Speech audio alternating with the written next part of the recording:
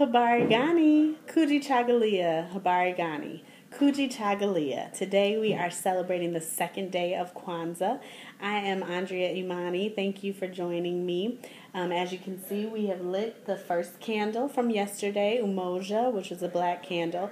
And then today we go to the red candle, Kujichagulia, which is, again, self-determination. And then tomorrow we'll go to the green candle and then back to the red. It alternates with Kwanzaa.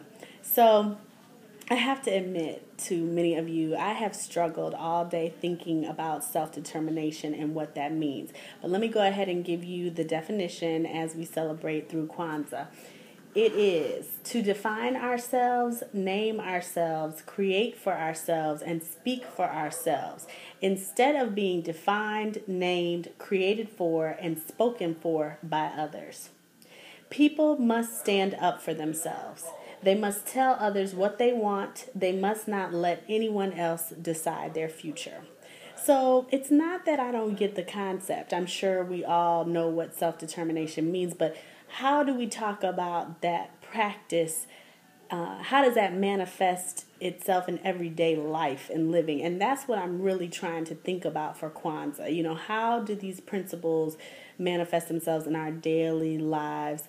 How can we use these principles for optimal living? So I really would love you all's feedback on this. The kinds of things that I was thinking about is, you know, how many of our elders named themselves differently, thinking about Malcolm Little, who went to Malcolm X, and Hakeem Adabuti, and others who have renamed themselves because wanting to define themselves and not being named for the people that enslaved us. So that's one way. You know, I don't know if a lot of us are changing our names. I do, you know, have some friends who are and who are coming with family names now. So that's one way. I just struggle with how do we live this. I think for me, right now it's kind of a fail. I have my straight hair, but many of you know me. I wear my hair curly and natural, and I'm big into natural hair. And I think that while hair doesn't define you, I also feel strongly about expressing myself in my natural state. So that's another way that, you know, I feel like I'm defining myself as a black woman in my kinky hair and, you know, being everything black. So another thing that I did was think about songs. I spoke yesterday about thinking in songs and soundtracks, and my good friend Andrea sent Kwanzaa culinaries.